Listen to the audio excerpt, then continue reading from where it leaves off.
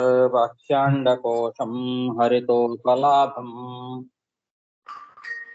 तर्काभयेतं विधि सर्वपूर्व गीर्वाणविज्ञानदमानतोऽस्मि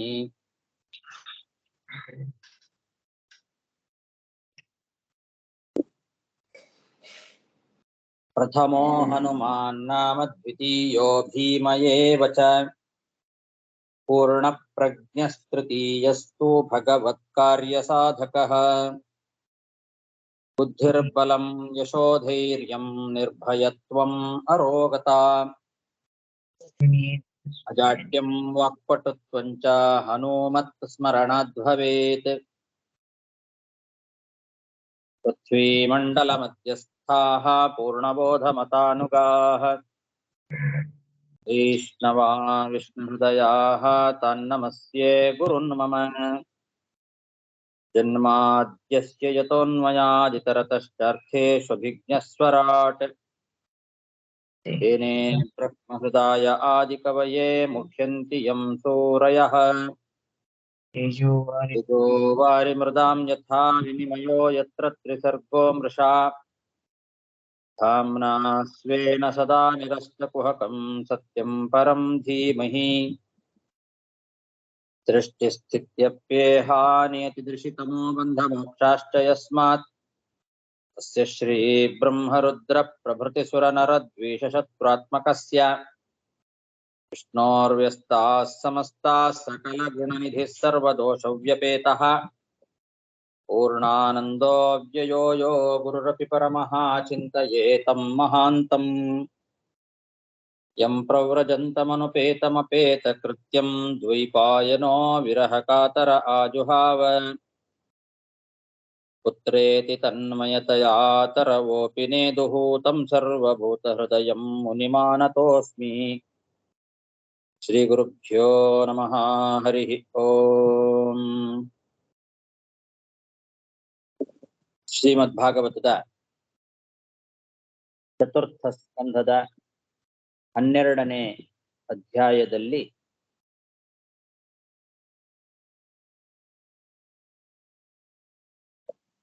ಹದಿನೆಂಟನೇ ಶ್ಲೋಕ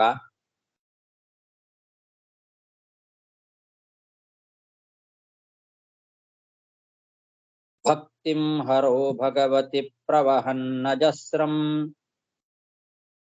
ಆನಂದ ಬಾಷ್ಪಕಳಯಾ ಮುಹುರರ್ಧ್ಯಮಾನಃ ವಿಕ್ಲಿದ್ಯಮಾನ ಹೃದಯ ಪುಳಕಾಂಚಿತಾಂಗೋ ನಾತ್ಮಾನಮಸ್ಮರದ ಸಾವಿತಿ ಮುಕ್ತಲಿಂಗಃ. ಧ್ರುವ ಮಹಾರಾಜ ಭಗವಂತನಾದ ಶ್ರೀಹರಿಯಲ್ಲಿ ನಿರಂತರವಾದ ಭಕ್ತಿಯ ಪ್ರವಾಹವನ್ನ ಹರಿಸಿದ್ದಾನೆ. ಅಷ್ಟಾಂಗ ಯೋಗ ಕ್ರಮದಲ್ಲಿ ಅಸಂಪ್ರಜ್ಞಾತ ಸಮಾಧಿಯಲ್ಲಿ ಭಗವಂತನನ್ನ ಕಾಣ್ತಾ ಇದ್ದಾನೆ ಅಂತ ಹಿಂದಿನ ಶ್ಲೋಕದಲ್ಲಿ ನೋಡಿದ್ವಿ. ಈ ರೀತಿ ಭಗವಂತನನ್ನೇ ತನ್ನ ಬಿಂಬದಲ್ಲಿ ಧ್ಯಾನವನ್ನ ಮಾಡ್ತಾ ಆನಂದದಿಂದ ಕಣ್ಣೀರಿನ ಧಾರೆ ಹರಿಸ್ತಾ ಮೈ ರೋಮಾಂಚನಗೊಂಡಿದ್ದಾನೆ. ಪುಳಕ ಅಂಚಿತ ಅಂಗಹ, ಮೈ ರೋಮಾಂಚನ ಆಗಿದೆ. ಅವನ ಹೃದಯ ಆನಂದ ಬಾಷ್ಪದಿಂದ ಮತ್ತೆ ಮತ್ತೆ ಪೀಡಿಸ್ತಾ ಇದೆ. ವಿಕ್ಲಿದ್ಯಮಾನ ಹೃದಯ ಅಂತ ಅಂದ್ರೆ ಅವನಿಗೆ ಆ ಹೃದಯ ಪೀಡೆ ಕೊಡ್ತಾ ಇದೆ ಅಂತ ಹೇಳ್ತಾರೆ. ಅಂದ್ರೆ ಆನಂದ ಬಾಷ್ಪವ ಕಣ್ಣಿಂದ ಬರ್ತಾ ಇದೆ. ಆ ರೀತಿ ಹೃದಯ ದ್ರವ ಆಗಿದೆ ಅಂತ ಹಾಗರ್ಥ.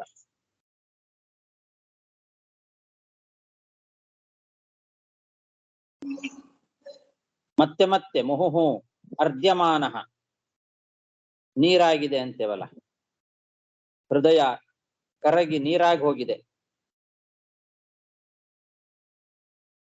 ಇಂಥ ಸಮಯದಲ್ಲಿ ನಾತ್ಮಾನಮಸ್ಮರದ ಸೌ ಅಂತಾರೆ, ತನ್ನನ್ನ ತಾನೇ ಮರೆತು ಬಿಟ್ಟಿದ್ದಾನೆ. ಯಾಕೆ ಅಂದ್ರೆ ಮುಕ್ತಲಿಂಗ, ಅಷ್ಟೊತ್ತಿಗಾಗಲೇ ಅವನ ಆ ಲಿಂಗ ಶರೀರ ಬಂಧವಾಗುವ ಒಂದು ಸ್ಥಿತಿಯನ್ನ ತಲುಪಿಬಿಟ್ಟಿತ್ತು. ಲಿಂಗ ಶರೀರ ಭಂಗ ಆಗಿಲ್ಲ, ಆ ಒಂದು ಸ್ಥಿತಿಗೆ ಬರುವ ಹಾಗೆ ಸಡಿಲಾಗಿ ಬಿಟ್ಟಿತ್ತಂತೆ ಆ ಬಂಧ. ಲಿಂಗ ಶರೀರದ ಬಂಧ ಅಷ್ಟೊತ್ತಿಗೆ ಸಡಿಲಾಗಿ ಬಿಟ್ಟಿದೆ. ಮುಕ್ತಲಿಂಗ ವಿಶ್ಲಿಥಿತ ಲಿಂಗ ಶರೀರ ಅಂತ. ಯಾಕೆಂದ್ರೆ ಅವನಿಗೆ ಆ ಶರೀರದ ಅಭಿಮಾನ ಎಲ್ಲ ಹೋಗಿಬಿಟ್ಟಿದೆ. ಪೂರ್ತಿ ಶರೀರಾಭಿಮಾನವನ್ನ ಬಿಟ್ಟು ಬಿಟ್ಟಿದ್ದಾನೆ, ತನ್ನನ್ನೇ ತಾನು ಮರೆತು ಬಿಟ್ಟಿದ್ದಾನೆ. ಆ ಭಗವಂತನಲ್ಲೇ ನಿರಂತರವಾದ ಭಕ್ತಿಯ ಪ್ರವಾಹವನ್ನ ಹರಿಸ್ತಾ ಇದ್ದಾನೆ.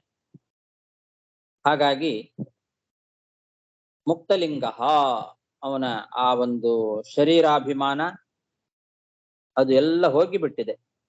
ಸೂಕ್ಷ್ಮ ಶರೀರದ ಅಭಿಮಾನವನ್ನು ಕೂಡ ಕಳ್ಕೊಂಡು ಬಿಟ್ಟಿದ್ದಾನೆ. ಆ ಅವಸ್ಥೆಯಲ್ಲಿ ಈಗ ಧ್ರುವ ಇದ್ದಾನೆ. ಭಕ್ತಿಯಿಂದ ಭಗವಂತನ ಧ್ಯಾನವನ್ನ ಮಾಡ್ತಾ ಇದ್ದಾನೆ.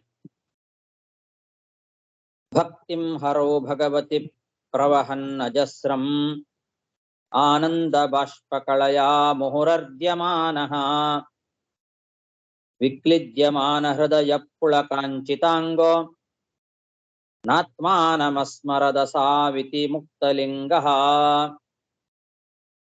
ತದದರ್ಶ ವಿಮಾನಾಗ್ರ್ಯಂ ನಭಸೋ ಅವತರದ್ಭುವಃ ವಿಭ್ರಾಜಯದ್ದಶ ದಿಶೋ ರಾಕಾಪತಿಮಿವೋದಿತಂ. ಆ ಸಮಯದಲ್ಲಿ ಧ್ರುವನನ್ನ ಕರ್ಕೊಂಡು ಹೋಗ್ಲಿಕ್ಕೆ ಅಂತ ಒಂದು ವಿಮಾನ ಆಕಾಶದಿಂದ ಭೂಮಿಗೆ ಇಳಿದು ಬರ್ತಾ ಇದೆ. ಅದನ್ನ ನೋಡಿದ್ದಂತೆ ಧ್ರುವ. ನಭಸ್ಸಃ ಭುವಃ ಅವತರದ್ ವಿಮಾನ, ಆಕಾಶದಿಂದ ಭೂಮಿಗೆ ಇಳಿದು ಬರ್ತಾ ಇದೆ. ಉತ್ತಮವಾದ ವಿಮಾನ, ಬಹಳ ಶ್ರೇಷ್ಠವಾಗಿರ್ತಕ್ಕಂತಹ ವಿಮಾನ. ಅದು ಹೇಗೆ ಕಾಣಿಸ್ತಾ ಇತ್ತು ಅಂದ್ರೆ ರಾಕಾಪತಿಮಿವ ಉದಿತಂ, ಹುಣ್ಣಿಮೆಯ ಚಂದ್ರನಂತೆ, ಉದಿಸ್ತಕ್ಕಂತಹ ಹುಣ್ಣಿಮೆಯ ಚಂದ್ರನಂತೆ.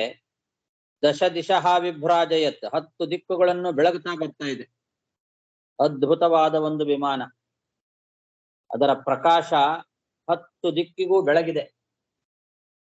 ಪೂರ್ಣ ಚಂದ್ರ, ಹೊಳಿತಕ್ಕಂತಹ ಚಂದ್ರನಂತೆ ಎಲ್ಲ ದಿಕ್ಕಿನಲ್ಲಿ ಬೆಳಗುತ್ತಾ ಆ ವಿಮಾನ ಆಕಾಶದಿಂದ ಕೆಳಗೆ ಇಳಿದು ಬರ್ತಾ ಇದೆ. ಅದನ್ನ ಧ್ರುವ ನೋಡಿದ.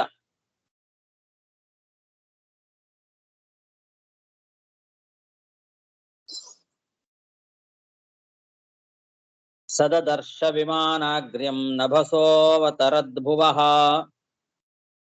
ವಿಭ್ರಾಜಯದ್ದಶ ದಿಶೋ ರಾಕಾಪತಿಮಿವೋದಿತಂ ತತ್ರಾನುದೇವ ಪ್ರವರೌ ಚತುರ್ಭುಜೌ ಶ್ಯಾಮೌ ಕಿಶೋರಾವರುಣಾಂಬುಜೇಕ್ಷಣೌ ಸ್ಥಿತಾವಷ್ಟಭ್ಯ ಗದಾಂ ಸುವಾಸಸೌ ಕಿರೀಟಹಾರಾಂಗದ ಚಾರು ಕುಂಡಲೌ. ಆ ವಿಮಾನದಲ್ಲಿ ಇಬ್ಬರು ಭಗವಂತನ ದ್ವಾರಪಾಲಕರನ್ನ ನೋಡಿದ್ನಂತೆ. ಭಗವಂತನ ಪಾರ್ಷದರಾಗಿರ್ತಕ್ಕಂತಹ ಇಬ್ಬರು ಚತುರ್ಭುಜರಾಗಿದ್ದಾರೆ.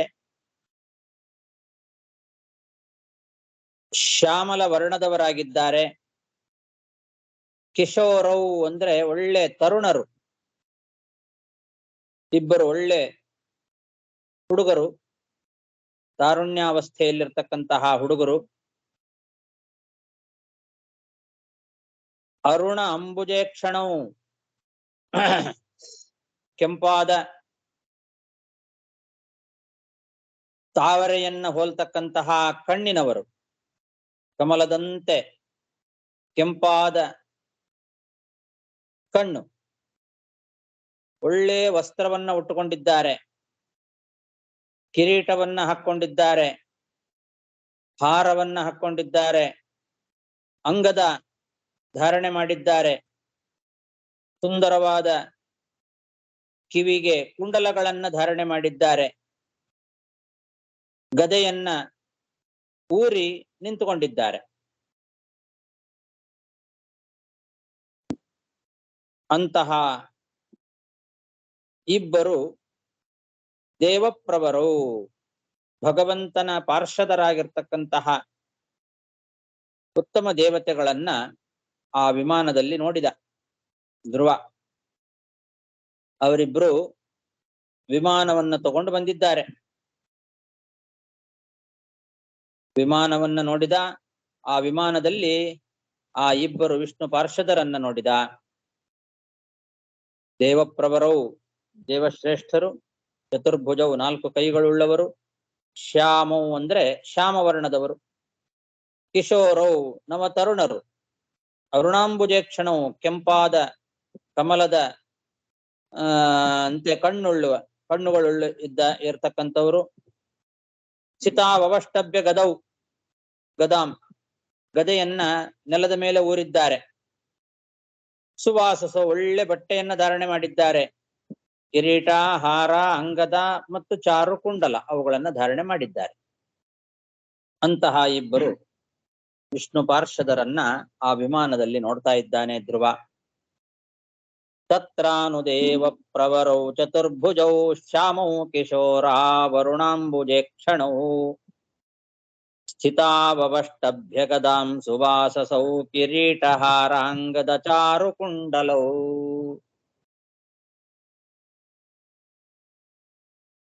ವಿಜ್ಞಾಯತಾ ಉತ್ತಮ ಭಾವ ಕಿಂಕರೌ ಅಭ್ಯುತ್ಥಿತ ಸಾಧ್ವಸ ಸನ್ನ ವಿಕ್ರಮಃ ನನಾಮ ನಾಮಾನಿ ಗೃಣನ್ ಮಧುದ್ವಿಷಃ ಪಾರ್ಷತ್ ಪ್ರಧಾನಾವಿತಿ ಸಂಹತಾಂಜಲಿ.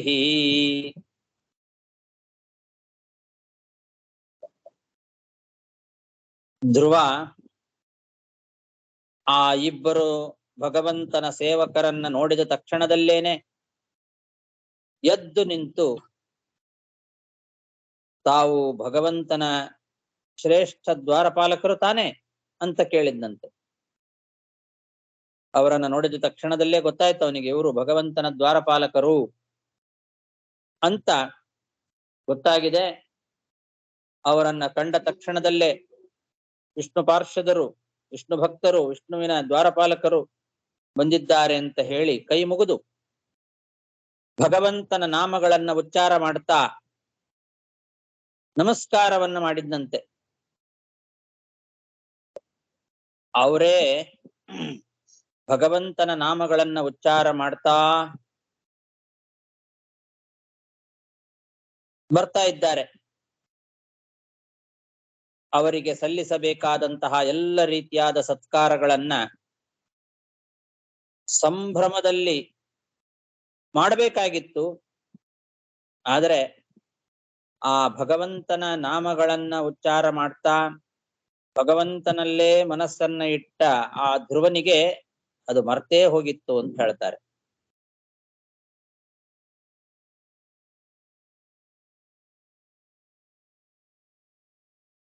ಅವರಿಗೆ ಒಳ್ಳೆ ಸತ್ಕಾರವನ್ನ ಮಾಡಬೇಕು ಅನ್ನೋದನ್ನೇ ಮರ್ತು ಬಿಟ್ಟಿದ್ದಾನೆ.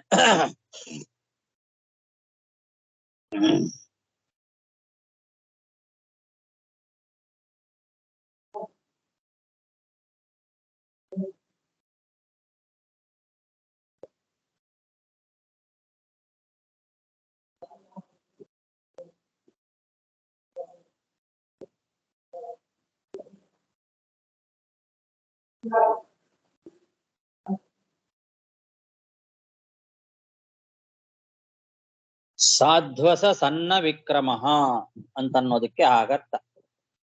ಸಾಧ್ವಸ ಅಂದ್ರೆ ಸಂಭ್ರಮ. ಅವನಿಗೆ ಆ ವಿಷ್ಣು ಪಾರ್ಷದರನ್ನ ಕಂಡ ಕೂಡಲೇ ಸಂಭ್ರಮ.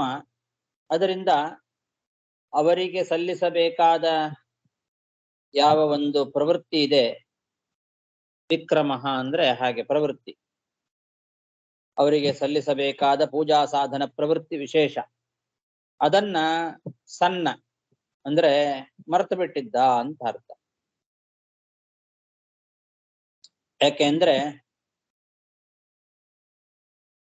ಭಗವಂತನ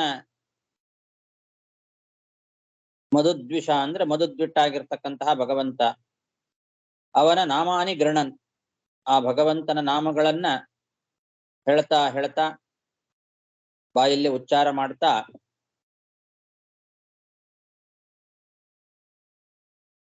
ಅವರು ಬರ್ತಾ ಇದ್ದಾರೆ, ತಾನೂ ಕೂಡ ಅದರಲ್ಲಿ ಮೈ ಮರೆತು ಬಿಟ್ಟಿದ್ದಾನೆ, ಭಗವಂತನ ನಾಮಸ್ಮರಣೆಯಲ್ಲೇ ಮೈ ಮರೆತು ಬಿಟ್ಟಿದ್ದ.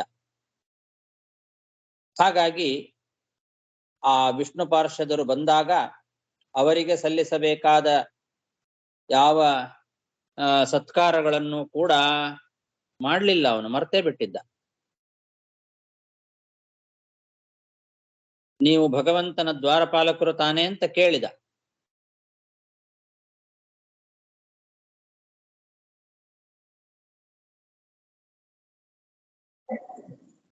ಕೈ ಮುಗಿದು ನಮಸ್ಕಾರವನ್ನು ಮಾಡಿದ.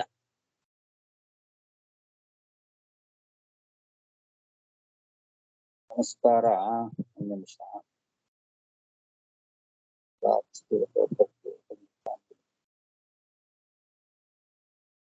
ಅವರೇ ಕೈ ಮುಗಿದು ನಮಸ್ಕಾರ ಮಾಡಿದ್ದಾರೆ. ಇವನು ಮಾಡಿದ ಅಂತ ಇಟ್ಟುಕೊಂಡ್ರೆ ಸತ್ಕಾರ ಸಲ್ಲಿಸಲಿಲ್ಲ ಅಂತ ಆಗೋದಿಲ್ಲಲ್ಲ.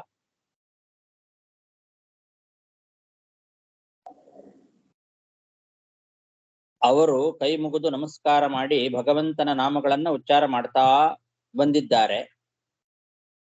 ಅವರನ್ನ ನೋಡಿದ ತಕ್ಷಣ ಇವನು, ನೀವು ಭಗವಂತನ ದ್ವಾರಪಾಲಕರಲ್ವಾ ಅಂತ ಕೇಳಿದ ಅಷ್ಟೆ. ಬೇರೆ ಯಾವುದೇ ರೀತಿಯಾದ ಸತ್ಕಾರಗಳನ್ನು ಕೂಡ ಅವರಿಗೆ ಮಾಡಲಿಲ್ಲ, ಅದನ್ನ ಮರೆತು ಬಿಟ್ಟಿದ್ದ.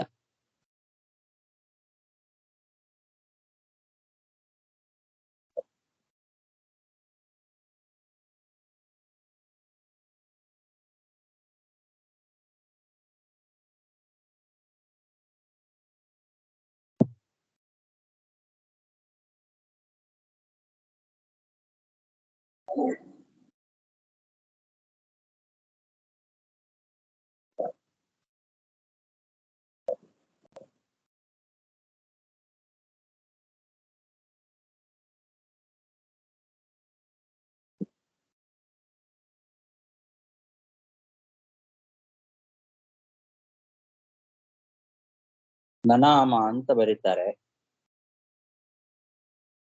ಅಂದ್ರೆ ನಮಸ್ಕಾರ ಮಾಡಿದ ಅಂತ ಆಯ್ತು. ನಮಸ್ಕಾರ ಮಾತ್ರ ಮಾಡಿದ ಅಂತ ಇಟ್ಟುಕೊಳ್ಬೇಕು.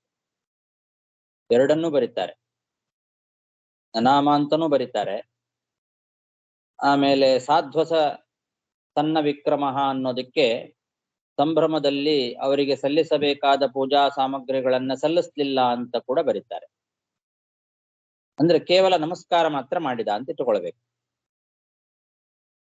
ಕೇವಲಂ ಮಧುದ್ವಿಷೋ ಕೃಷ್ಣಸ್ಯ ನಾಮಾನಿ ಗೃಣನ್ ಮಧುದ್ವಿಷಃ ಪಾರ್ಷದ ಪ್ರಧಾನೋ ಇತಿ ಹೇತೋಹ ನನಾಮ ಅಂತ ಯಾದವಾರ್ಯರು ಅದನ್ನ ಸ್ಪಷ್ಟಪಡಿಸ್ತಾ ಇದ್ದಾರೆ.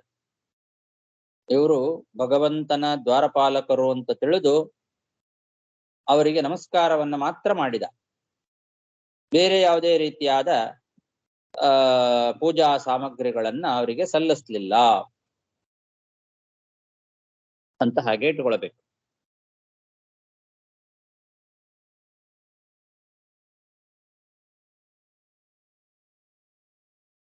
ವಿಜ್ಞಾಯತಾ ಉತ್ತಮ ಭಾವ ಕಿಂಕರೌ ಅಭ್ಯುತ್ಥಿತ ಸಾಧ್ವಸ ಸನ್ನ ವಿಕ್ರಮಃ ನನಾಮ ನಾಮಾನಿ ಗೃಣನ್ ಮಧುದ್ವಿಷಃ ಪಾರ್ಷತ್ ಪ್ರಧಾನಾವಿತಿ ಸಂಹತಾಂಜಲಿ. ಅಭ್ಯುತ್ಥಿತ ಅಂತಿದೆ, ಸಂಹತಾಂಜಲಿ ಅಂತ ಇದೆ, ನನಾಮ ಅಂತಿದೆ. ಅಂದ್ರೆ ಎದ್ದು ನಿಂತ, ಅವ್ರು ಬಂದಾಗ ಆಮೇಲೆ ನಮಸ್ಕಾರ ಮಾಡಿದ ಅಂತೆಲ್ಲ ಇದೆ. ಆದರೂ ಸಾಧ್ವಸ ಸಣ್ಣ ವಿಕ್ರಮ ಅಂತಂದ್ರೆ ಅವರಿಗೆ ಸಲ್ಲಿಸಬೇಕಾದ ಸತ್ಕಾರಗಳನ್ನ ಸಲ್ಲಿಸ್ಲಿರ್ಲ, ಮರೆತು ಬಿಟ್ಟಿದ್ದ ಅಂತ ಇದೆ. ಅಂದ್ರೆ ಇನ್ನೂ ಹೆಚ್ಚಿನ ಸತ್ಕಾರ ಮಾಡಬೇಕಾಗಿತ್ತು, ಅವರ ಒಂದು ಯೋಗ್ಯತೆಗೆ ಅಷ್ಟು ಮಾಡಲಿಲ್ಲ ಅಂತ ಹಾಗೆ ಅಭಿಪ್ರಾಯ.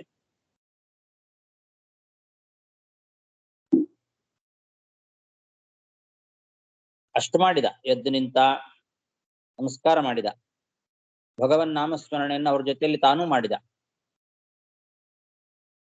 ಭಗವನ್ ನಾಮಸ್ಮರಣೆಯಲ್ಲೇ ಮಗ್ನನಾಗಿ ಬಿಟ್ಟಿದ್ದ. ಹಾಗಾಗಿ ಹೆಚ್ಚು ಯಾವುದೇ ರೀತಿಯಾದ ಸತ್ಕಾರಗಳನ್ನು ಅವರಿಗೆ ಸಲ್ಲಿಸ್ಲಿಲ್ಲ, ಅದನ್ನ ಮರೆತು ಬಿಟ್ಟ ಅಂತ ಅಷ್ಟು ಅಭಿಪ್ರಾಯ ಇಟ್ಕೊಳ್ಬೇಕು. ತಂ ಕೃಷ್ಣ ಪಾದಾಭಿನಿವಿಷ್ಟ ಚೇತಸಂ ಬದ್ಧಾಂಜಲಿಂ ಪ್ರಶ್ರಯನಮ್ರಕಂಧರಂ ಸುನಂದನಂದಾವುಪಲಭ್ಯ ಸಸ್ಮಿತಂ ಪ್ರೀತ್ಯೋಚತು ಪುಷ್ಕರನಾಭ ಸಮ್ಮತೌ. ಇಲ್ಲಿ ಹೇಳ್ತಾ ಇದ್ದಾರೆ, ಅವನ ಮನಸ್ಸು ಪೂರ್ತಿ ಭಗವಂತನ ಪಾದದಲ್ಲೇ ಮುಳುಗಿ ಹೋಗಿತ್ತು. ಕೃಷ್ಣ ಪಾದಾಭಿನಿವಿಷ್ಟ ಚೇತಸಂ,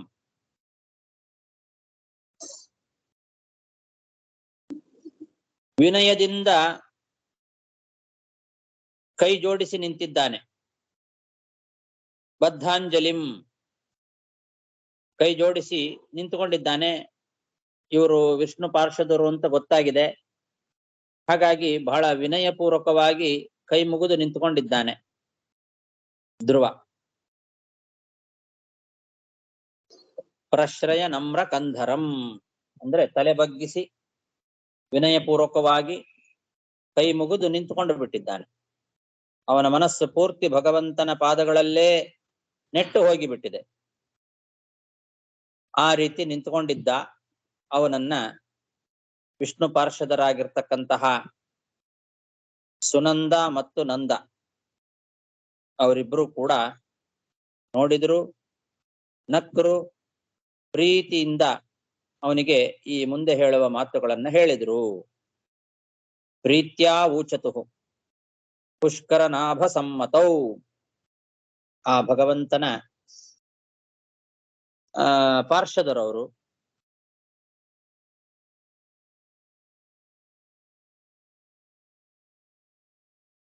ದ್ವಾರಪಾಲಕರು, ನಂದ ಸುನಂದ ಅಂತ ಅವರಿಗೆ ಹೆಸರು.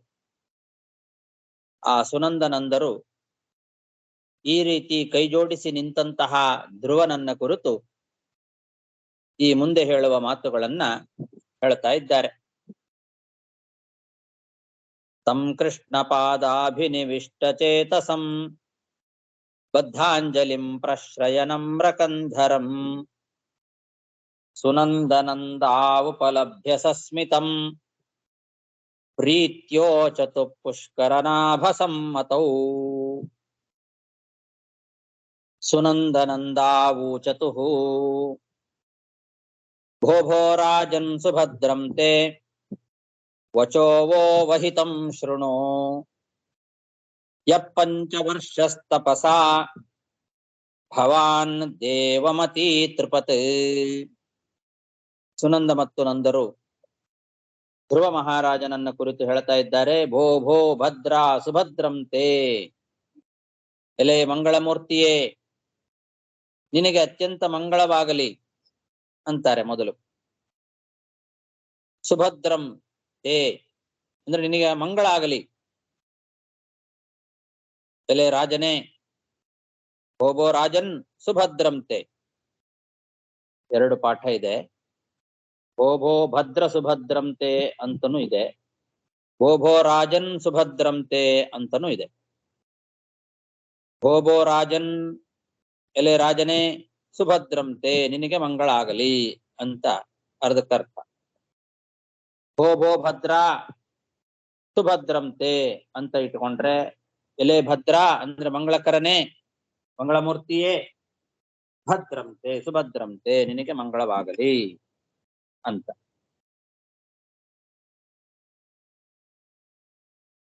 ಹೀಗೆ ಎರಡು ರೀತಿಯಾದ ಪಾಠನೂ ಕೂಡ ಇದೆ. ನಿನಗೆ ಮಂಗಳವಾಗಲಿ ಅಂತ ಮೊದಲು ಹೇಳ್ತಾ ಇದ್ದಾರೆ.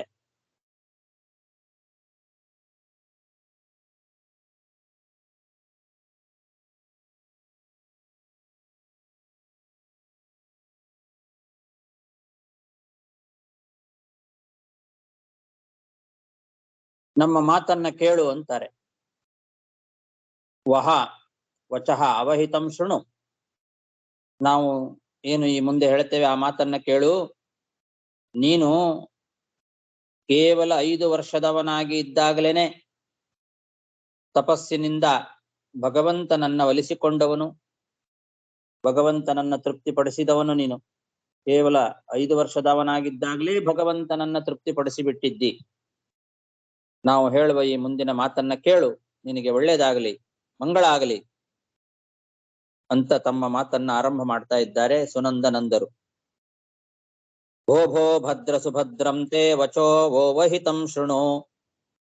ಯಪ್ಪಂಚವರ್ಷಸ್ತಪಸಾ ಭವಾನ್ ದೇವಮತಿ ತೃಪತ್. ತಸ್ಯಾಖಿಲ ಜಗದ್ಧಾತುಃ ದೇವದೇವಸ್ಯ ಶಾರ್ಂಗಿಣಃ. ಪಾರ್ಷದಾ ವಿಹ ಸಂಪ್ರಾಪ್ತೌ ನೇತುಂ ತ್ವಾಂ ಭಗವತ್ಪದಂ. ನಾವು ಶಾರ್ಂಗಪಾಣಿಯಾಗಿರ್ತಕ್ಕಂತಹ ಸರ್ವಲೋಕಧಾರಕನಾದಂತಹ ದೇವದೇವೋತ್ತಮನಾಗಿರ್ತಕ್ಕಂತಹ ಆ ಭಗವಂತನ ದ್ವಾರಪಾಲಕರು. ನಾವು ಆ ಭಗವಂತನ ಲೋಕಕ್ಕೇನೆ ನಿನ್ನನ್ನ ಕರ್ಕೊಂಡು ಹೋಗಬೇಕು ಅಂತ ಬಂದಿದ್ದೇವೆ ಅಂತ ಇದ್ದಾರೆ.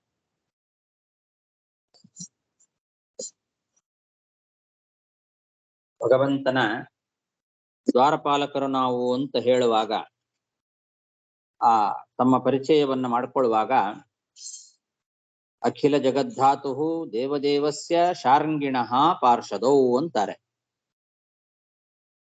ಅವನು ದೇವದೇವೋತ್ತಮ. ಶಾರ್ಂಗಿ ಅಂದ್ರೆ ಶಾರ್ಂಗ ಎಂಬ ಧನುಸ್ಸನ್ನ ಧಾರಣೆ ಮಾಡಿರ್ತಕ್ಕಂಥವನು, ಶಾರ್ಂಗಪಾಣಿ. ಅಖಿಲ ಜಗದ್ಧಾತು ಎಲ್ಲ ಈ ಜಗತ್ತಿನ ಧಾರಕನಾಗಿರ್ತಕ್ಕಂಥವನು, ಜಗದ್ರಕ್ಷಕ, ಜಗತ್ತಿಗೆ ಆಶ್ರಯ, ಅಖಿಲ ಜಗದ್ಧಾರಕ ಆ ಭಗವಂತ ಏನಿದ್ದಾನೆ ಅಂತಹ ಭಗವಂತನ ಪಾರ್ಷದರು ನಾವು. ನಿನ್ನನ್ನ ಆ ಲೋಕಕ್ಕೆ ಕರ್ಕೊಂಡು ಹೋಗಬೇಕು ಅಂತ ಬಂದಿದ್ದೇವೆ. ಭಗವತ್ಪದಂ ತ್ವಾಂ ನೇತುಂ ಸಂಪ್ರಾಪ್ತೌ. ಆ ಭಗವಂತನ ಧಾಮಕ್ಕೆ, ಭಗವಂತನ ಮನೆಗೆ ನಿನ್ನನ್ನ ಕರ್ಕೊಂಡು ಹೋಗಬೇಕು ಅಂತಾನೆ ನಾವು ಬಂದಿದ್ದೇವೆ.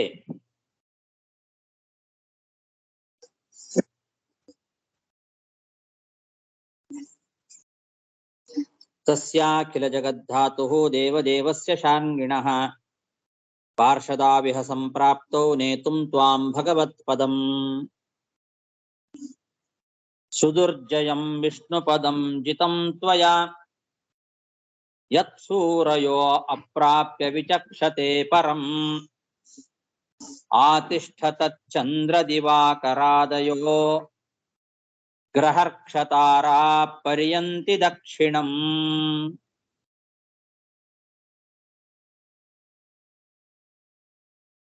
ನೀನು ಹಿಂದೆ ಹೇಳಿದ್ರು 5 ವರ್ಷದವನಾಗಿದ್ದಾಗಲೇ ಭಗವಂತನನ್ನ ತೃಪ್ತಿಪಡಿಸಿದ್ದಿ ಅಂತ. ಈಗ ಹೇಳ್ತಾ ಇದ್ದಾರೆ, ಅತ್ಯಂತ ದುರ್ಲಭವಾಗಿರ್ತಕ್ಕಂತಹ ಶಿಂಶುಮಾರ ಎಂಬ ಲೋಕವನ್ನ ನೀನು ಸಂಪಾದನೆ ಮಾಡಿದ್ದಿ. ಸುದುರ್ಜಯಂ ವಿಷ್ಣುಪದಂ ಜಿತಂ ತ್ವಯಾ. ಅದು ಸುದುರ್ಜಯಂ, ಅತ್ಯಂತ ದುರ್ಲಭವಾಗಿರ್ತಕ್ಕಂಥದ್ದದು ಆ ಲೋಕ, ಶಿಂಶುಮಾರ ಲೋಕ. ಅಂತಹ ಲೋಕವನ್ನೇ ನೀನು ಸಂಪಾದನೆ ಮಾಡಿಬಿಟ್ಟಿದ್ದಿ. ಅದು ಎಷ್ಟು ಉತ್ತಮವಾಗಿರ್ತಕ್ಕಂಥದ್ದು ಅಂದ್ರೆ, ಚರಮ ಶರೀರದಿಂದ ಉತ್ಕ್ರಾಂತಿಯನ್ನ ಹೊಂದಿರತಕ್ಕಂತಹ ಮಹಾಜ್ಞಾನಿಗಳು ಕೂಡ ಅದರ ಒಳಗೆ ಪ್ರವೇಶ ಮಾಡಲಿಕ್ಕೆ ಸಾಧ್ಯವಾಗದೆ ದೂರದಿಂದಲೇ ನೋಡ್ತಾರಷ್ಟೇ. ಯತ್ ಸೂರಯಃ ಅಪ್ರಾಪ್ಯ ಪರಂ ವಿಚಕ್ಷತೆ. ಮಹಾಜ್ಞಾನಿಗಳು ಅನೇಕ ವರ್ಷಗಳ ಕಾಲ ತಪಸ್ಸು ಮಾಡಿ ಕೊನೆಗೆ ಚರ್ಮ ಶರೀರದಿಂದ ಅವರು ಉತ್ಕ್ರಾಂತಿಯನ್ನ ಪಡೆಯುವಾಗ, ಅಂದ್ರೆ ತಾವು ಮೋಕ್ಷಕ್ಕೆ ಹೋಗುವಾಗ, ಉತ್ಕ್ರಾಂತಿ ಅಂತಂದ್ರೆ ಚರ್ಮ ಶರೀರದಿಂದ ತಾವು ಸಾಧನೆಯನ್ನ ಮಾಡಿ ಬ್ರಹ್ಮನಾಡಿ ಮೂಲಕವಾಗಿ ಶರೀರ ತ್ಯಾಗ ಮಾಡಿ ಮೋಕ್ಷಕ್ಕೆ ಹೋಗತಕ್ಕಂತಹ ಜ್ಞಾನಿಗಳು. ಅವರು ಕೂಡ ಈ ನೀನು ಪಡೆದಿರ್ತಕ್ಕಂತಹ ಶಿಂಸುಮಾರ ಲೋಕ ಏನಿದೆ ಅಲ್ವಾ, ಧ್ರುವಲೋಕ, ಅದರ ಒಳಗೆ ಪ್ರವೇಶ ಮಾಡ್ಲಿಕ್ಕೆ ಸಾಧ್ಯ ಇಲ್ಲ, ದೂರದಿಂದಲೇ ನೋಡ್ತಾರಷ್ಟೇ ಅವರೆಲ್ಲ. ನಿನ್ನ ಆ ಲೋಕ ಏನಿದೆ ಶಿಂಸುಮಾರ ಲೋಕ, ಆ ಲೋಕದ ಸುತ್ತಲೂ ಚಂದ್ರ, ಸೂರ್ಯ ಮೊದಲಾದಂತಹ ಗ್ರಹಗಳು, ನಾನಾ ನಕ್ಷತ್ರಗಳು, ತಾರೆಗಳು, ಗ್ರಹಗಳು, ಅವರೆಲ್ಲರೂ ಆ ಲೋಕಕ್ಕೆ ಪ್ರದಕ್ಷಿಣೆಯಾಗಿ ಸುತ್ತುತ್ತಾರೆ. ಅಂತಹ ಉತ್ತಮವಾದ ಲೋಕ ಶಿಂಸುಮಾರ ಲೋಕ. ಆ ಶಿಂಸುಮಾರ ಲೋಕಕ್ಕೆ ನಿನ್ನನ್ನ ನಾವು ಇವಾಗ ಕರ್ಕೊಂಡು ಹೋಗ್ತೇವೆ. ಆ ಲೋಕಕ್ಕೆ ನೀನೇ ರಾಜ. ಇನ್ನು ಮೇಲೆ ಆ ಲೋಕ ನಿಂದು, ಆ ಲೋಕಕ್ಕೆ ನೀನೇ ಒಡೆಯ. ಬಾ ಅಲ್ಲಿಗೆ ಹೋಗೋಣ ಅಂತಾರೆ. ಆ ಲೋಕಕ್ಕೆ ನೀನು ಒಡೆಯ, ಇನ್ನು ಮೇಲೆ ನೀನೇ ರಾಜ. ಆ ಲೋಕದ ಸುತ್ತಲೂ ಕೂಡ ಸೂರ್ಯ, ಚಂದ್ರ, ಗ್ರಹ, ನಕ್ಷತ್ರ, ತಾರೆಗಳೆಲ್ಲ ಪ್ರದಕ್ಷಿಣೆ ಮಾಡ್ತವೆ. ಪರಿಯಂತಿ ದಕ್ಷಿಣಂ ಗ್ರಹ ನಕ್ಷತ್ರ ತಾರಾಹ. ಅಂತಹ ಲೋಕ, ಆ ಲೋಕ ಸುದುರ್ಜಯ, ಅತ್ಯಂತ ದುರ್ಲಭವಾದದ್ದು. ಅದನ್ನು ನೀನು ಸಂಪಾದನೆ ಮಾಡಿದ್ದಿ. ಯತ್ ಸೂರಯ ಅಪ್ರಾಪ್ಯ ಪರಂ ವಿಚಕ್ಷತೆ. ಮಹಾಮಹಾಜ್ಞಾನಿಗಳು ಕೂಡ ಅದನ್ನು ಪ್ರವೇಶ ಮಾಡ್ಲಿಕ್ಕಾಗದೆ ದೂರದಿಂದಲೇ ನೋಡ್ತಾರೆ. ಅಂತಹ ಅದ್ಭುತವಾದ ಲೋಕ, ಆ ಧ್ರುವಲೋಕಕ್ಕೆ ನಾವು ನಿನ್ನನ್ನ ಕರ್ಕೊಂಡು ಹೋಗ್ತೇವೆ. ಇನ್ಮೇಲೆ ನೀನೇ ಅದಕ್ಕೆ ರಾಜ. ಬಾ ಅಲ್ಲಿಗೆ ಹೋಗೋಣ ಅಂತ ಇದ್ದಾರೆ. ಇಲ್ಲಿ ದೇವಯಾನ ಮಾರ್ಗ, ಚರಮ ಶರೀರವನ್ನ ಪಡೆದಿರ್ತಕ್ಕಂತಹ ಜ್ಞಾನಿಗಳು, ಉತ್ಕ್ರಮಣವನ್ನ ಮಾಡಿರ್ತಕ್ಕಂತಹ ಜ್ಞಾನಿಗಳು, ಚರಮ ಶರೀರದಿಂದ ಉತ್ಕ್ರಮಣ ಮಾಡಿರ್ತಕ್ಕಂತಹ ಜ್ಞಾನಿಗಳಿದ್ದಾರಲ್ಲ, ಅವರು ದೇವಯಾನ ಮಾರ್ಗದಲ್ಲಿ ಹೋಗುವಾಗ ಮಧ್ಯದಲ್ಲಿ ಶಿಂಸುಮಾರ ಲೋಕಕ್ಕೆ ಹೋಗಬೇಕು. ಶಿಂಸುಮಾರ ಲೋಕಕ್ಕೆ ಹೋಗಬೇಕು ಅಂದ್ರೆ ಆ ಮಾರ್ಗದಲ್ಲಿ ಹೋಗ್ತಾರೆ. ಆದರೂ ಶಿಂಸುಮಾರ ನಗರವನ್ನ ಅವರು ಪ್ರವೇಶ ಮಾಡೋದಿಲ್ಲಂತೆ, ದೂರದಿಂದಲೇ ನೋಡ್ತಾರಷ್ಟೆ. ಆ ಮಾರ್ಗದಲ್ಲೇ ಹೋಗ್ತಾರೆ. ಉತ್ಕ್ರಾಂತಿ ಗತಿ ಅದು.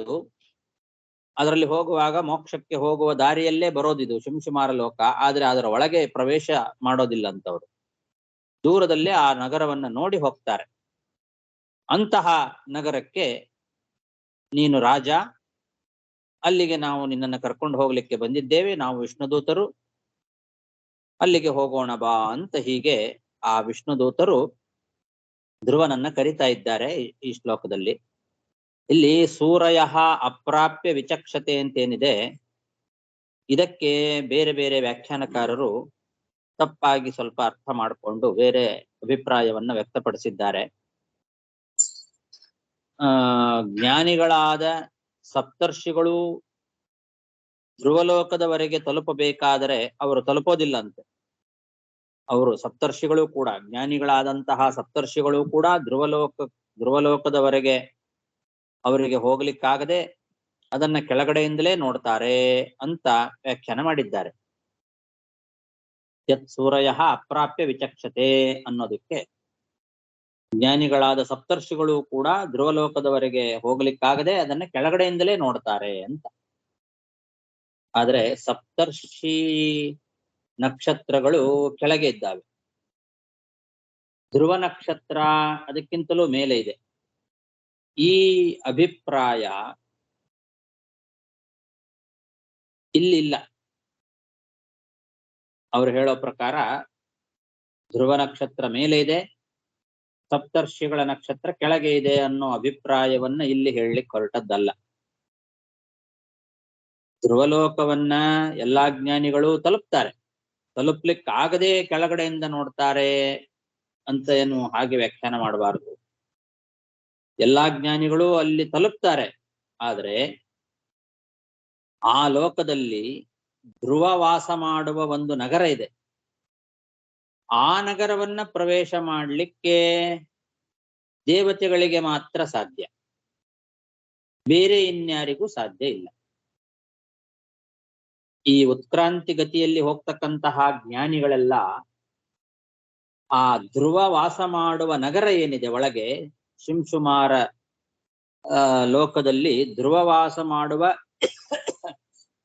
ಒಂದು ನಗರ, ಆ ನಗರವನ್ನ ಪ್ರವೇಶ ಮಾಡೋದಿಲ್ಲ. ಎಲ್ರೂ ಕೂಡ ಧ್ರುವಲೋಕಕ್ಕೆ ಹೋಗೇ ಹೋಗ್ತಾರೆ. ಧ್ರುವಲೋಕಕ್ಕೆ ಎಲ್ಲಾ ಜ್ಞಾನಿಗಳು ಹೋಗ್ತಾರೆ. ಆದ್ರೆ ಆ ಧ್ರುವಲೋಕದಲ್ಲಿ ಧ್ರುವವಾಸ ಮಾಡುವ ಒಂದು ನಗರ ಏನಿದೆ, ಆ ನಗರಕ್ಕೆ ದೇವತೆಗಳನ್ನ ಬಿಟ್ಟು ಬೇರೆ ಇನ್ಯಾರು ಹೋಗ್ಲಿಕ್ಕೆ ಸಾಧ್ಯ ಇಲ್ಲ ಅನ್ನೋದು ಈ ಸುದುರ್ಜಯಂ ಸೂರಯ ಅಪ್ರಾಪ್ಯ ಅಂತನ್ನೋ ಭಾಗವತಕ್ಕೆ ಅರ್ಥ. ಇದು ಸ್ಕಂದ ಪುರಾಣದಲ್ಲಿದೆ ಈ ವಿಷಯ. ಆದ್ರಿಂದ ಚರಮ ಶರೀರದಿಂದ ಉತ್ಕ್ರಮಣವನ್ನು ಹೊಂದಿರತಕ್ಕಂತಹ ಅಪರೋಕ್ಷ ಜ್ಞಾನಿಗಳ ಬಗ್ಗೆ ಇಲ್ಲಿ ಹೇಳಿದ್ದು ಹೊರತು ಸಪ್ತರ್ಷಿಗಳ ಬಗ್ಗೆ ಹೇಳಿದ್ದಲ್ಲ. ಅಪರೋಕ್ಷ ಜ್ಞಾನಿಗಳು ಚರಮ ಶರೀರದಿಂದ ಉತ್ಕ್ರಮಣವನ್ನು ಹೊಂದುವಾಗ ಅವರು ಧ್ರುವಲೋಕಕ್ಕೆ ಹೋಗೋದಿಲ್ಲ ಅಂತಂದ್ರೆ, ಧ್ರುವಲೋಕವನ್ನ ಎಲ್ರೂ ಹೋಗ್ತಾರೆ, ಧ್ರುವವಾಸ ಮಾಡುವ ನಗರವನ್ನ ಪ್ರವೇಶ ಮಾಡ್ಲಿಕ್ಕೆ ಅವ್ರ ಕೈಯಿಂದ ಸಾಧ್ಯ ಇಲ್ಲ ಅಂತ ಆ ಅಭಿಪ್ರಾಯ. ಇಲ್ಲಿ ನೋಡ್ಲಿಕ್ಕೆ ಧ್ರುವಲೋಕಕ್ಕೆ ಹೋಗ್ಲಿಕ್ಕೆ ಸಾಧ್ಯ ಇಲ್ಲ ಅಂತಾನೆ ಹೇಳದಂತೆ ಕಾಣ್ತದೆ ಮೇಲ್ನೋಟಕ್ಕೆ. ಧ್ರುವಲೋಕಕ್ಕೆ ಹೋಗ್ಲಿಕ್ಕೆ ಸಾಧ್ಯ ಇಲ್ಲ ಅಂತ ಹಾಗ ಅಭಿಪ್ರಾಯ ಅಲ್ಲ ಅದಕ್ಕೆ. ಧ್ರುವಲೋಕಕ್ಕೆ ಎಲ್ಲಾ ಜ್ಞಾನಿಗಳು ಹೋಗ್ತಾರೆ, ಅಪರೋಕ್ಷ ಜ್ಞಾನಿಗಳೆಲ್ಲ ಧ್ರುವಲೋಕಕ್ಕೆ ಹೋಗೇ ಹೋಗ್ತಾರೆ. ಆದ್ರೆ ಧ್ರುವವಾಸ ಮಾಡುವ ಒಂದು ಪಟ್ಟಣ ಇದೆ, ನಗರ ಇದೆ. ಧ್ರುವಲೋಕದಲ್ಲಿ ಧ್ರುವವಾಸ ಮಾಡುವ ಒಂದು ಪಟ್ಟಣ ಏನಿದೆ, ಆ ಪಟ್ಟಣಕ್ಕೆ ಮಾತ್ರ ಹೋಗೋದಿಲ್ಲ. ಅದು ಸ್ವಲ್ಪ ತಿಳ್ಕೊಳ್ಬೇಕು ನಾವು. ಇಲ್ಲಿ ಭಾಗವತದ ಈ ಶ್ಲೋಕವನ್ನ ನೋಡಿದಾಗ ಈ ಒಳಗಿನ ವಿಷಯ ಗೊತ್ತಾಗಲ್ಲ. ಇಲ್ಲಿ ಮೇಲ್ನೋಟಕ್ಕೆ ಧ್ರುವಲೋಕಕ್ಕೆನೆ ಯಾರು ಹೋಗ್ಲಿಕ್ಕೆ ಸಾಧ್ಯ ಇಲ್ಲ ಅಂತಾನೆ ಮೇಲ್ನೋಟಕ್ಕೆ ಅನಿಸ್ತದೆ, ಹಾಗೆ ಹೇಳಿದಂತೆ ಕಾಣಿಸ್ತದೆ. ಅದನ್ನೇ ಇಟ್ಟುಕೊಂಡು ಈ ವ್ಯಾಖ್ಯಾನಕಾರರೆಲ್ಲ ಹಾಗೆ ಅರ್ಥ ಮಾಡಿಬಿಟ್ಟಿದ್ದಾರೆ. ಮತ್ತೆ ಕೆಲವರು ಸಪ್ತರ್ಷಿ ಲೋಕ ಕೆಳಗಿದೆ, ಅವ್ರ ಮೇಲ್ ಹೋಗ್ಲಿಕ್ಕೆ ಸಾಧ್ಯ ಇಲ್ಲ, ಅದಕ್ಕೆ ತಲುಪಲಿಕ್ಕೆ ಸಾಧ್ಯ ಇಲ್ಲ ಅಂತೆಲ್ಲ ಅರ್ಥ ಮಾಡಿದ್ದಾರೆ. ಹಾಗ ಅರ್ಥ ಅಲ್ಲ, ತಲುಪಲಿಕ್ಕೆ ಸಾಧ್ಯ ಇದೆ, ಧ್ರುವಲೋಕಕ್ಕೆ ಹೋಗ್ತಾರೆ. ಆದ್ರೆ ಧ್ರುವಲೋಕದ ಒಳಗೆ ಧ್ರುವವಾಸ ಮಾಡುವ ಒಂದು ಪಟ್ಟಣ ಇದೆಲ್ಲ, ಆ ಪಟ್ಟಣಕ್ಕೆ ಮಾತ್ರ ಹೋಗೋದಿಲ್ಲ ಅಂತ ಅರ್ಥ ಮಾಡ್ಬೇಕು. ಹಿಂಗ್ಯಾಕೆ ಅರ್ಥ ಮಾಡಬೇಕು ಅಂದ್ರೆ ಸ್ಕಂದ ಪುರಾಣದಲ್ಲಿ ಹಾಗಿದೆ. ಆ ಅಭಿಪ್ರಾಯವನ್ನ, ಸ್ಕಂದ ಪುರಾಣದಲ್ಲಿ ಹೇಳಿದ ಆ ಅಭಿಪ್ರಾಯವನ್ನ ಇಟ್ಟುಕೊಂಡು ಇಲ್ಲಿ ಯತ್ ಸೂರಯೋ ಅಪ್ರಾಪ್ಯ ವಿಚಕ್ಷತೆ ಪರಂ ಅಂತ ಭಾಗವತ ಸಮ್ಮುಗ್ಧವಾಗಿ ಹೇಳಿದೆ. ನಾವು ಭಾಗವತವನ್ನ ಓದುವಾಗ ಆ ಸ್ಕಂದ ಪುರಾಣದಲ್ಲಿ ಹೇಳಿದ ಮಾತನ್ನ ಮರ್ತು ಬಿಟ್ರೆ ಈ ರೀತಿ ತೊಂದರೆ ಆಗ್ತದೆ. ಸ್ಕಂದ ಪುರಾಣ ಏನ್ ಹೇಳುತ್ತದೆ ಅನ್ನೋದನ್ನ ಇಲ್ಲಿ ಮಧ್ವಾಚಾರ್ಯರು ನಮಗೆ ನೆನಪಿಸಿ ಕೊಡ್ತಾರೆ. ಭಾಗವತದ ಈ ಶ್ಲೋಕಕ್ಕೆ ಅರ್ಥವನ್ನ ನೀವು ಮಾಡ್ಕೊಳ್ಳುವಾಗ ಸ್ಕಂದ ಪುರಾಣದ ಈ ಶ್ಲೋಕವನ್ನ ನೆನ್ಪಿಟ್ಟುಕೊಳ್ರಿ ಅಂತಾರೆ ಮಧ್ವಾಚಾರ್ಯರು. ಸ್ಕಂದ ಪುರಾಣದಲ್ಲಿ ಏನಿದೆ ಅಂದ್ರೆ, ಶಿಂಶುಮಾರೋ ಧ್ರುವಶ್ಚೈವ ಸಂಸ್ಥಿತೌ ಯತ್ ಪುರೇ ಸದಾ ತತ್ ಪಶ್ಯಂತಿ ನಯಾಂತ್ಯನ್ಯೇ ಲೋಕಂ ಯಾಂತಿ ಸುರಾನ್ವಿನಾ ಇತಿ ಚ ಅಂತ ಮಧ್ವಾಚಾರ್ಯರು ಈ ಶ್ಲೋಕವನ್ನ ಉದಾಹರಿಸ್ತಾರೆ. ಅಂದ್ರೆ ಶಿಂಶುಮಾರ ಮತ್ತೆ ಧ್ರುವ ಯಾವ ಪಟ್ಟಣದಲ್ಲಿ ಸದಾ ವಾಸ ಮಾಡಿಕೊಂಡಿದ್ದಾರೋ ಆ ಪಟ್ಟಣವನ್ನ ದೇವತೆಗಳು ಹೊರತು ಬೇರೆ ಇನ್ಯಾರು ಪ್ರವೇಶ ಮಾಡ್ಲಿಕ್ಕೆ ಸಾಧ್ಯ ಇಲ್ಲ ಅಂತ. ಶಿಂಶುಮಾರ ಮತ್ತು ಧ್ರುವ ಇಬ್ರು ವಾಸ ಮಾಡ್ಕೊಂಡಿರ್ತಕ್ಕಂತಹ ಯಾವ ಒಂದು ಪಟ್ಟಣ ಇದೆಯಲ್ಲ, ಆ ಪಟ್ಟಣವನ್ನ ದೇವತೆಗಳು ಬಿಟ್ಟು ಬೇರೆ ಯಾರು ಹೋಗ್ಲಿಕ್ಕೆ ಸಾಧ್ಯ ಇಲ್ಲ.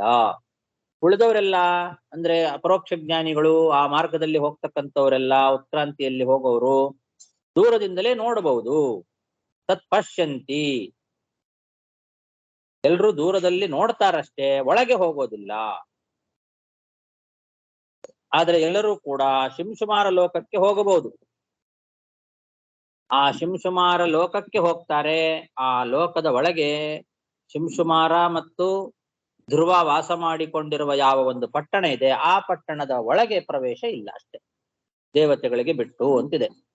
ಸುರಾನ್ವಿನ, ದೇವತೆಗಳನ್ನು ಬಿಟ್ಟು ಉಳಿದವರಿಗೆ ಯಾರಿಗೂ ಪ್ರವೇಶ ಇಲ್ಲ ಅಂತ ಇದು ಸ್ಕಂದ ಪುರಾಣದ ವಾಕ್ಯ. ಹೀಗೆ ಸ್ಪಷ್ಟೀಕರಣವನ್ನ ನೀಡದಿದ್ರೆ ಭಾಗವತಕ್ಕೆ ವಿರೋಧ ಬರ್ತದೆ. ನೀವು ಸ್ಕಂದ ಪುರಾಣದವರೆಗೂ ಹೋಗಬೇಕಾಗಿಲ್ಲ. ಭಾಗವತದಲ್ಲೇನೆ ಹಿಂದೆ ಶಿಂಶುಮಾರ ಲೋಕದ ಬಗ್ಗೆ ಹೇಳುವಾಗ 2ನೇ ಸ್ಕಂದದಲ್ಲಿ, ಈಗ ನಾವು ಆಳೆ 4ನೇ ಸ್ಕಂದಕ್ಕೆ ಬಂದಿದ್ದೇವೆ. 2ನೇ ಸ್ಕಂದದಲ್ಲಿ 2ನೇ ಅಧ್ಯಾಯದಲ್ಲಿ 25ನೇ ಶ್ಲೋಕದಲ್ಲಿ ಪ್ರಯಾತಿ ಚಕ್ರಂ ನೃಪಶೈಂ ಸುಮಾರಂ ಅಂತ ಜ್ಞಾನಿಗಳು ಮೋಕ್ಷಕ್ಕೆ ಹೋಗುವ ಮಾರ್ಗವನ್ನ ಹೇಳುವಾಗ ಶಿಂಶುಮಾರ ಲೋಕಕ್ಕೆ ಹೋಗ್ತಾರೆ ಅಂತ ಅಲ್ಲಿ ಹೇಳಿದ್ದಾರೆ. ಪ್ರಯಾತಿ ಚಕ್ರಂ ನೃಪ ಶೈಂಶುಮಾರಂ ಅನ್ನೋ ವಾಕ್ಯದಿಂದ ಭಾಗವತವೇ ಶಿಂಶುಮಾರ ಲೋಕಕ್ಕೆ ಜ್ಞಾನಿಗಳು ಹೋಗ್ತಾರೆ ಅಂತ ಹೇಳಿದೆ. ಇವಾಗ ಈ 4ನೇ ಅಧ್ಯಾಯದಲ್ಲಿ 4ನೇ ಸ್ಕಂದದಲ್ಲಿ ಶಿಂಶುಮಾರ ಲೋಕಕ್ಕೆ ಯಾವ ಜ್ಞಾನಿಗಳು ಹೋಗ್ಲಿಕ್ಕೆ ಸಾಧ್ಯ ಇಲ್ಲ ಅಂತ ಹೇಳಿಬಿಟ್ರೆ ಪರಸ್ಪರ ವಿರೋಧ ಭಾಗವತಕ್ಕೆ ಬರ್ತದೆ. ಸೋಮಂ ವೈಶ್ವಾನರಂ ಚೇಂದ್ರಂ ಧ್ರುವಂ ದೇವೀಂ ದಿವಂ ತಥಾ ಅಂತ ಬ್ರಹ್ಮತರ್ಕದ ವಾಕ್ಯ ಇದೆ. ಆ ಬ್ರಹ್ಮತರ್ಕದಲ್ಲಿಯೂ ಕೂಡ ಧ್ರುವಲೋಕಕ್ಕೆ ಹೋಗ್ತಾರೆ ಜ್ಞಾನಿಗಳು ಅಂತಿದೆ.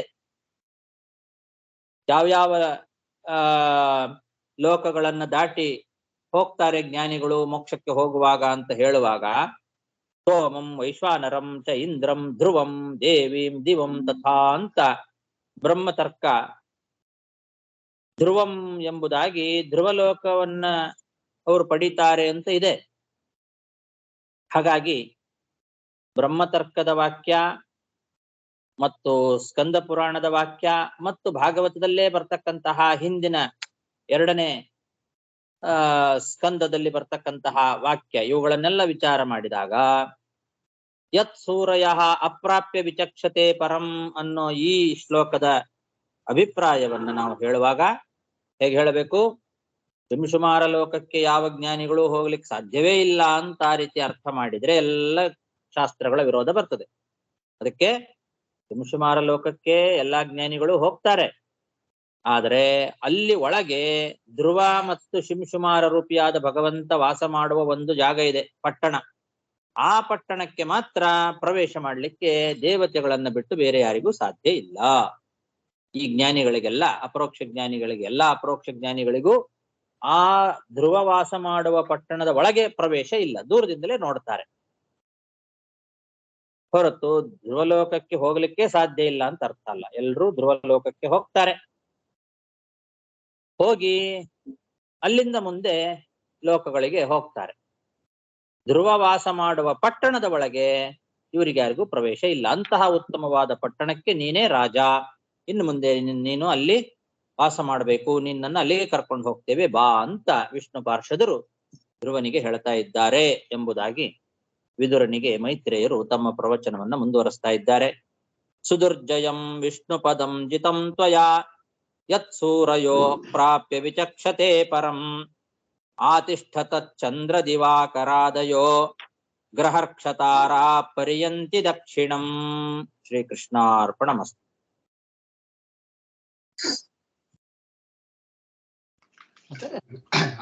ಸೊ ಇಲ್ಲಿ ಬಂದು ಈ ಶಿಂಶುಮಾರ ಲೋಕ ಧ್ರುವ ಲೋಕ ಎರಡು ಡಿಫರೆಂಟ್ ಇಲ್ಲವಾ?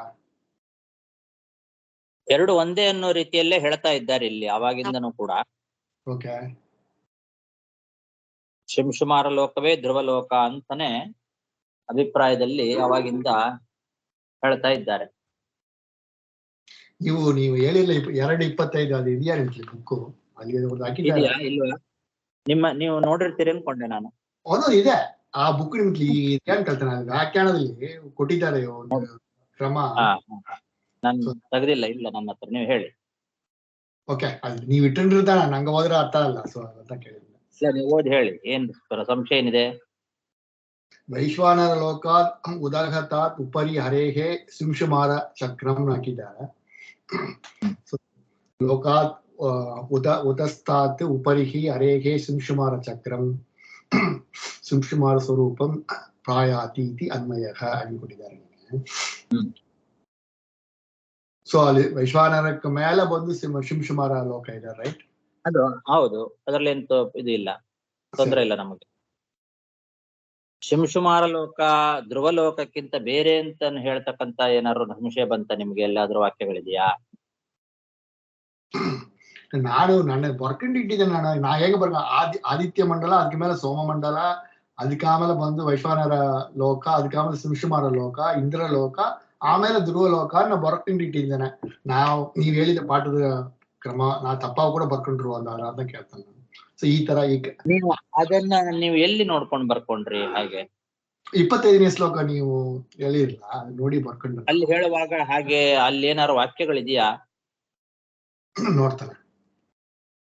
ಸೊ ಅದನ್ನು ನಂಗೆ ಓದಿರ ಅರ್ಥ ಅಲ್ಲ, ಹಾಗಾದ್ರೆ ನಿನ್ನ ಕೇಳಿದೆ ಅದ ಇದೆಯಾ ಅಂತ. ನೀವು ಓದಿರ ನಿಮ್ಗೆ ಅಲ್ಲ, ಹಾಗೆ ವಾಕ್ಯ ಇದ್ರೆ ವಿಚಾರ ಮಾಡ್ಬೇಕಾಗ್ತದೆ. ಯಾಕೆಂದ್ರೆ ಇಲ್ಲಿ ಮಾತ್ರ ಓಕೆ ಧ್ರುವಲೋಕ ಅದೇ ಶಿಂಶುಮಾರ ಲೋಕ ಅನ್ನೋ ರೀತಿಯಲ್ಲೇ ಎಲ್ಲ ವಾಕ್ಯಗಳಿದೆ. ಓಕೆ ಓಕೆ ನಮಸ್ಕಾರ.